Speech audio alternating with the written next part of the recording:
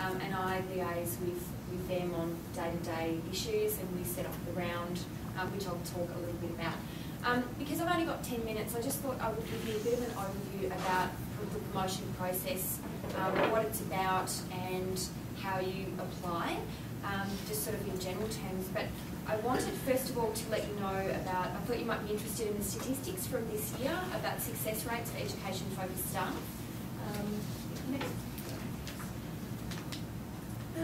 So this year we received 12 applications for promotion across the university for levels C and D.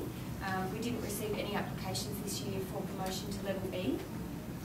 So 9 out of 12 of those were successfully promoted, and I've just broken down those statistics in case you're interested, but 5 out of 5 of level C candidates were successful, 4 out of 6 for level D, and 1 level D candidate was conditionally promoted in addition, so we don't count the conditional in the statistics, if that makes sense. So the success rate overall for education-focused applications was 75%, which was higher than the overall success rate of 72% for all levels across the university. I just wanted to, just in general terms, the different levels and the way that you apply for promotion, because I'm not sure sort of what level everybody's at here. So I wanted to mention promotion to level B as well, which isn't talked about probably as commonly as the other levels. And mainly because it's not within a round, and there's no timing associated with a level B in the way that there is with C to E. So level B, you can actually apply for promotion at any time throughout the year, and obviously, as with the other levels, that would be in consultation with your performance development supervisor and your head of unit and that sort of thing. But that's assessed just by the dean in consultation with the associate dean, so it doesn't involve a committee process. So for levels C to E, there is a committee process, and the committees are different for the different levels. And I just thought I would mention the faculty committees, which it's changed a little bit from this year. So faculty committees we have for level C and level D promotion, and then we have just one university level committee which assesses promotion to professor.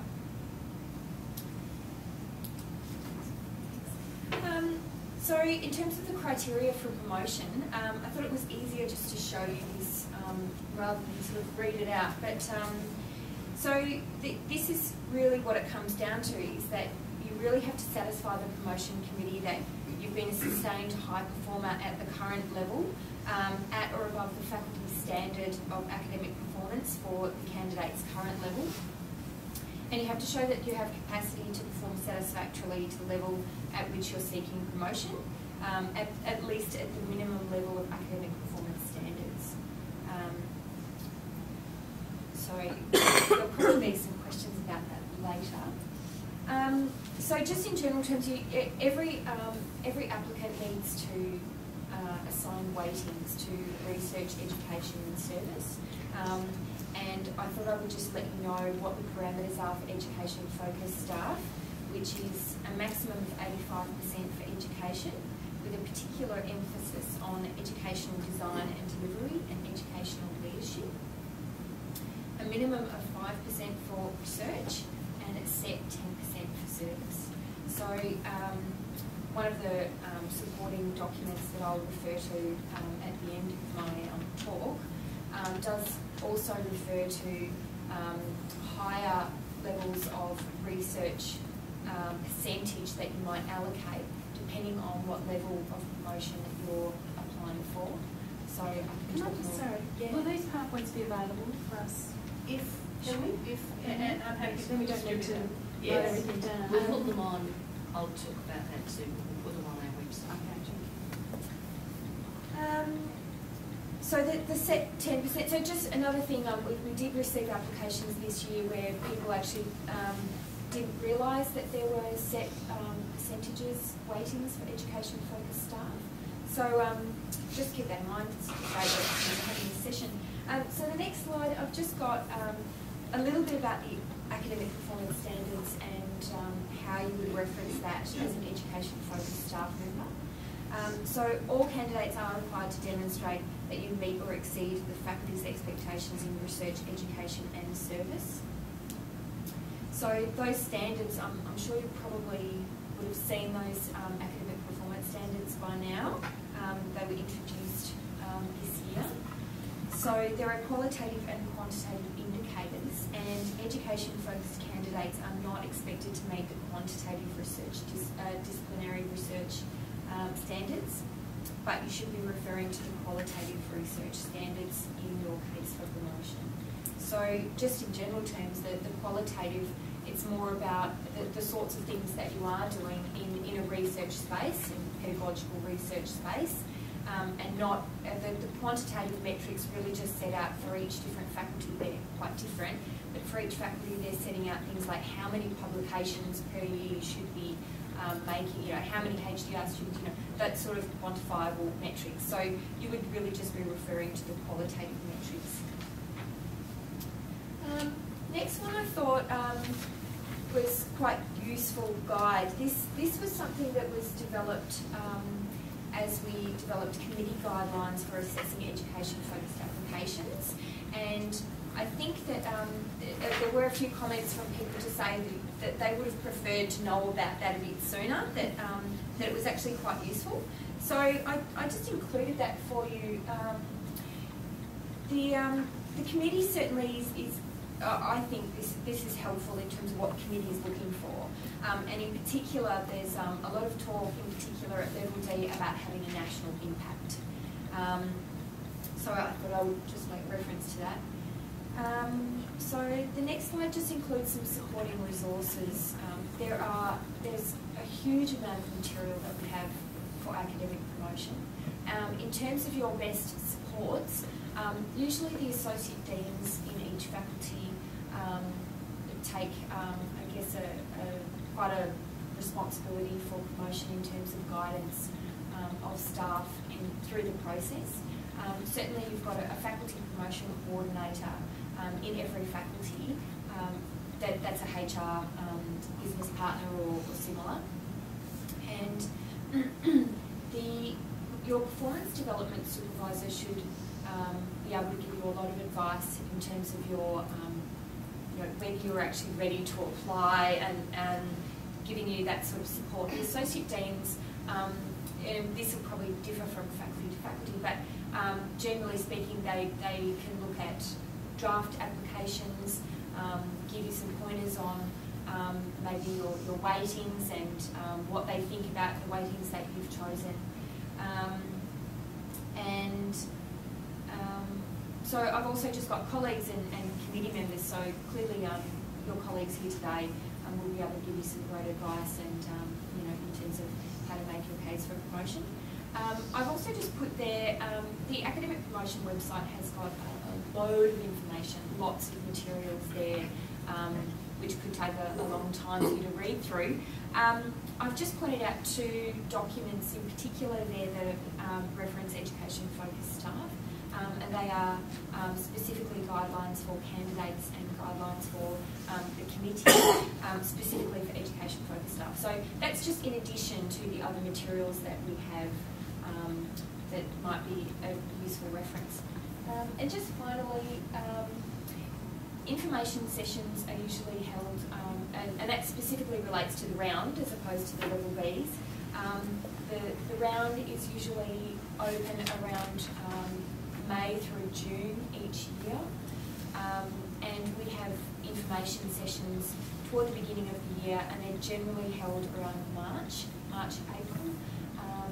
So a lot of the information really would be relevant across all teaching and research staff as well as education-focused staff. So I didn't want to go into all of that sort of detail today, but just I would strongly encourage you to come along to those information sessions, and we will have speakers, including associate deans and committee members, who can give you, I guess, their point of view. Even though I sit on the committees in terms of giving them procedural advice and making sure that they're really making assessments based on the criteria and the procedures. I can't really tell you about the sort of deliberations that they make because it's not really my place to do that. More their procedural advice, and that is confidential. So certainly if you come along to those sessions, they'll be able to talk more about their experience as a committee member.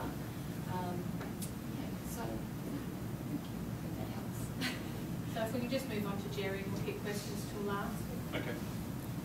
Well, a little bit of my story perhaps. Maybe that's the best way to frame this. A long, bitter, and twisted story. I won't tell you the plotted version perhaps of that. I was working as a tutor in biological sciences before I finished my PhD, so I was full-time in biological sciences for about 3 or 4 years while I completed my PhD. That was really onerous. During that time, I suppose before I got that position, I had kind of been demonstrating, was really interested in the learning and teaching of the students that I was demonstrating to. I did the GCHE, so I think that that's absolutely fundamental. If you're going to apply for promotion as an education-focused academic, you need to demonstrate that you're interested in learning about the teaching practice, reflection, assessment, all of those elements of kind of being a good teacher, but in a higher education context. When I finished my PhD, I applied for promotions from 8B and got it. It was actually more formal back in 2005 or 6 when I applied, many hypotheses now.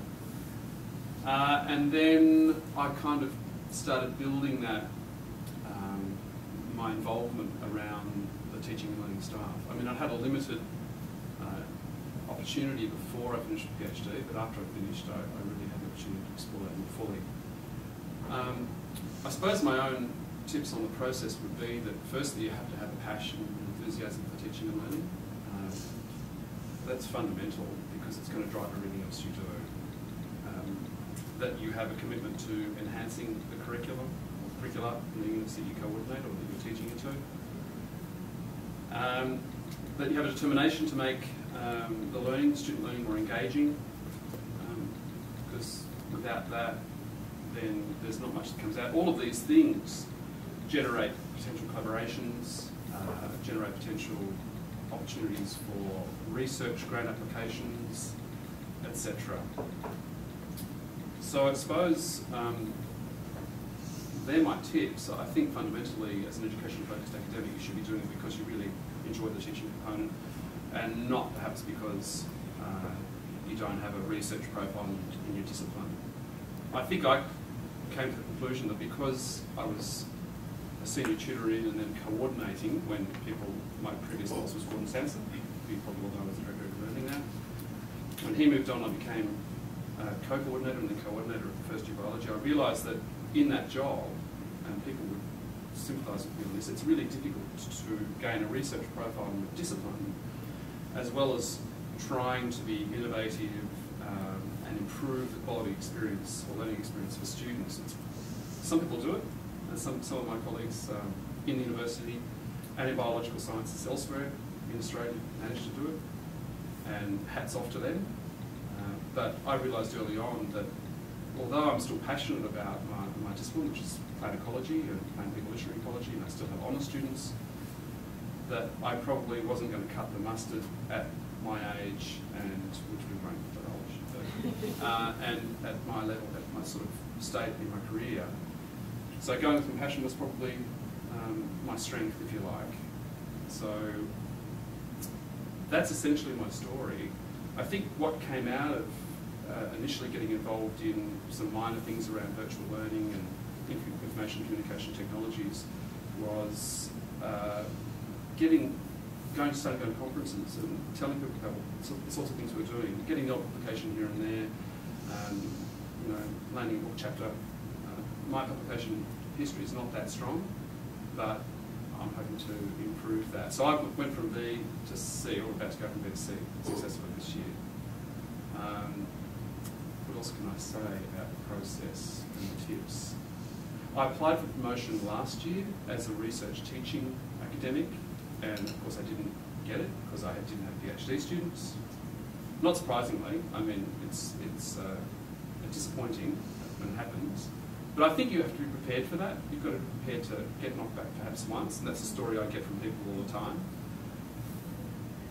Essentially, reading the Associate Dean researcher's report, on my application, he basically said, well, you haven't reached that standard, the sorts of standards that Anthony was talking about, the HDR supervision, the grants, even though we did get a big ALTC grant, or as a member of a successful ALTC grant application just after the decision of the promotions committee. And I hadn't had, what's the other metric? HDR students, grants, and publications, of course. So I really hadn't ticked any of those boxes in terms of research teaching.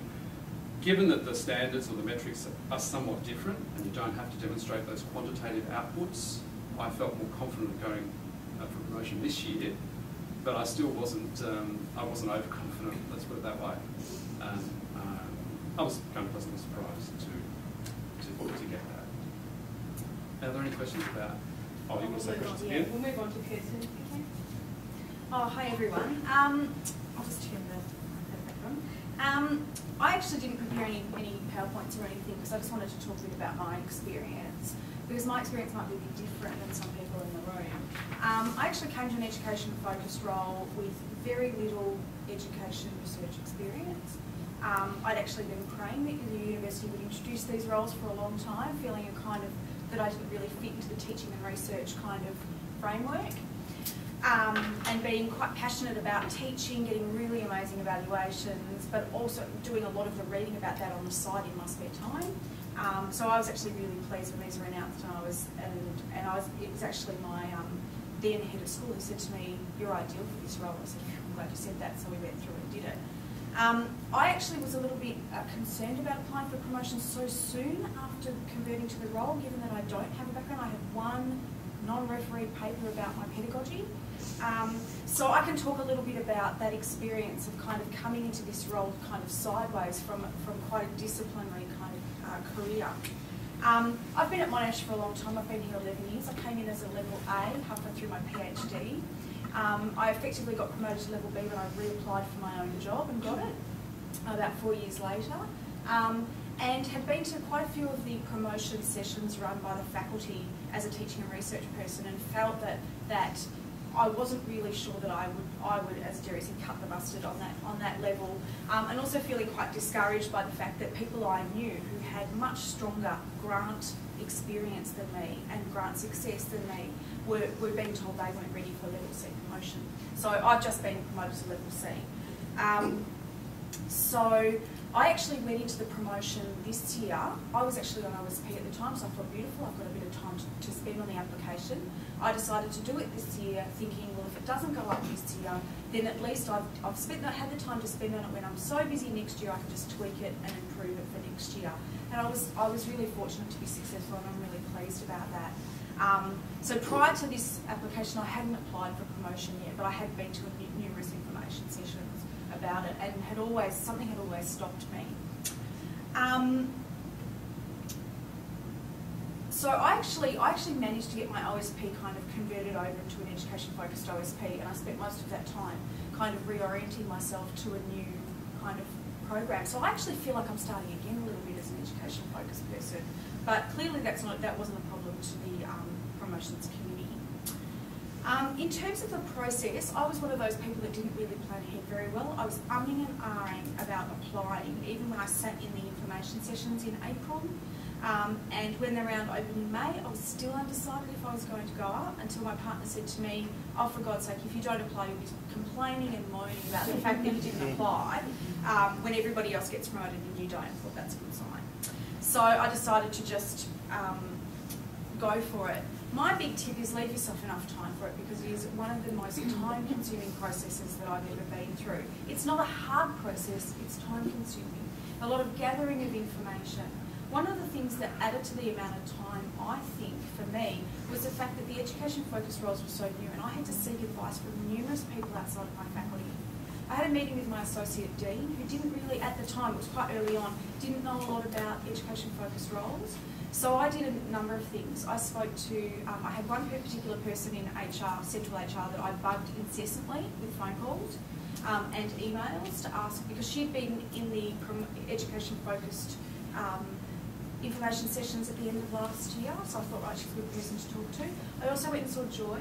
Joy and I sat down with the education standards for level C, and Joy gave me the most amazing amount of advice about what I could include, asked me questions about what I'd been doing. Joy didn't know me until the minute I walked into her office. But we sat down and she said, well, have you done something like this? And I thought, oh yeah, actually I have. So I took copious amounts of notes in my meeting with Joy, and that was amazing.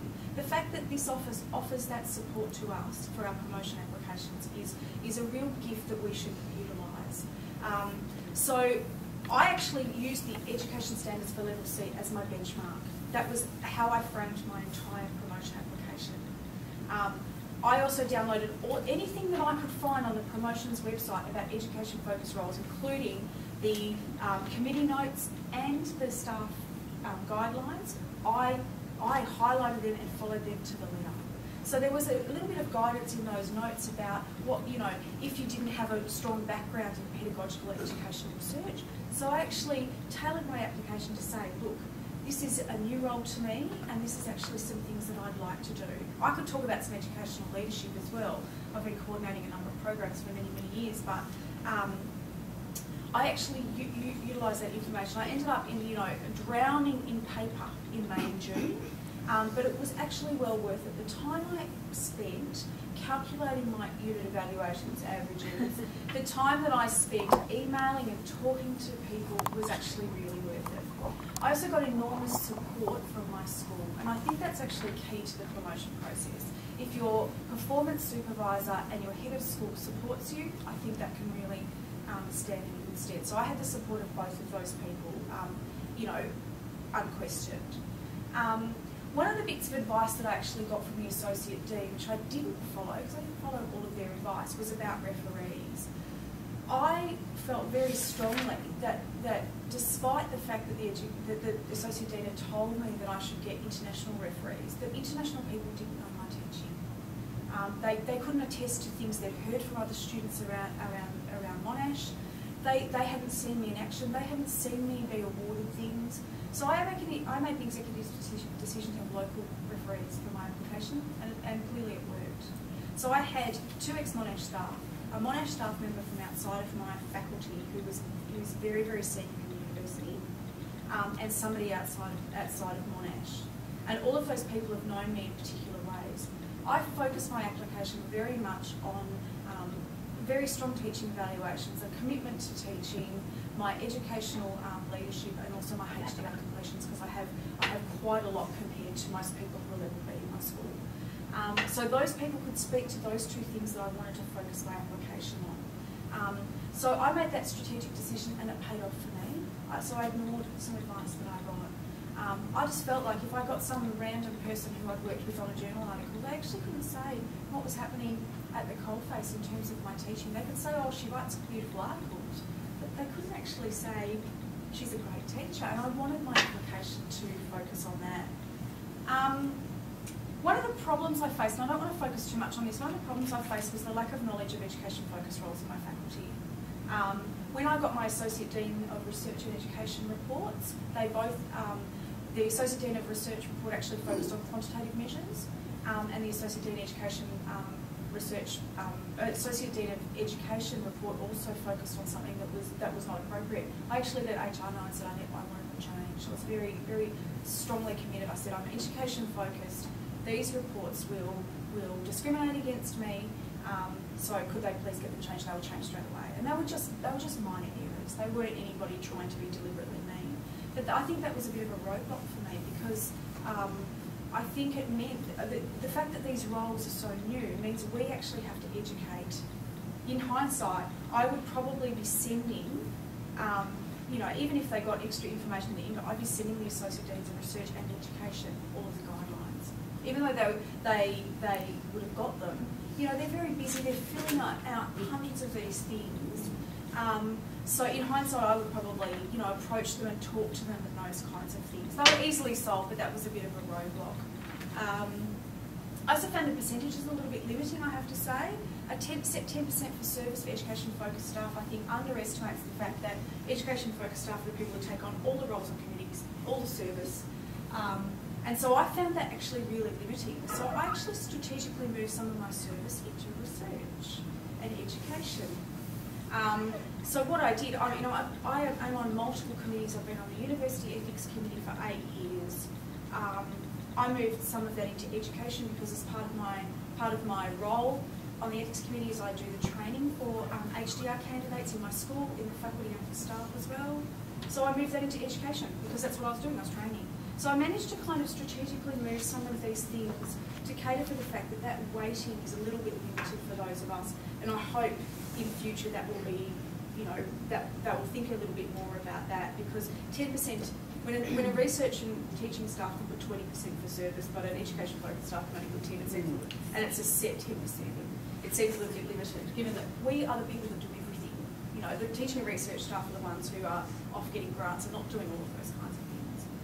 So I moved things strategically. I put things in my research section that were probably around service, around sitting on confirmation panels and stuff like that probably could have been moved to service. Can I just say something there?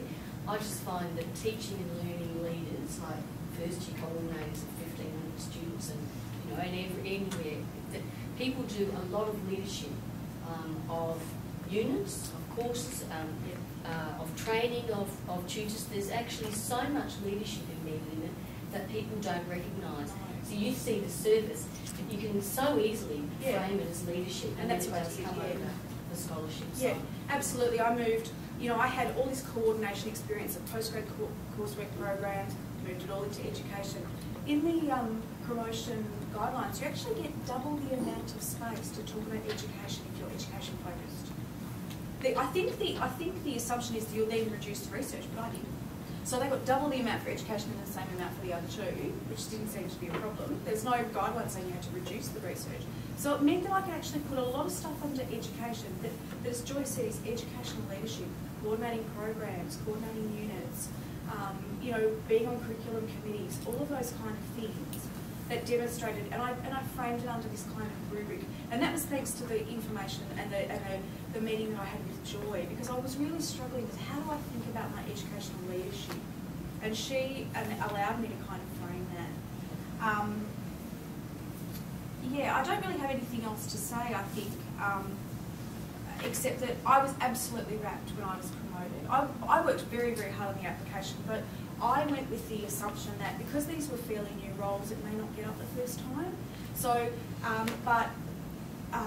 it sounds really cheesy, but the process of filling out that application and realising how much I do and the value that I contribute to this university was worth it without the promotion. So even if it hadn't been, I would have been disappointed without the promotion, but filling out that stuff made me realise how much this education focus role actually fits who I am. So it was actually a really, really useful process in the end. So I'm really glad that I did it. Thank you, Kirsten. Judy? Okay, I've got a presentation, not many slides. Okay, so Judy Shear from the Faculty of Information Technology.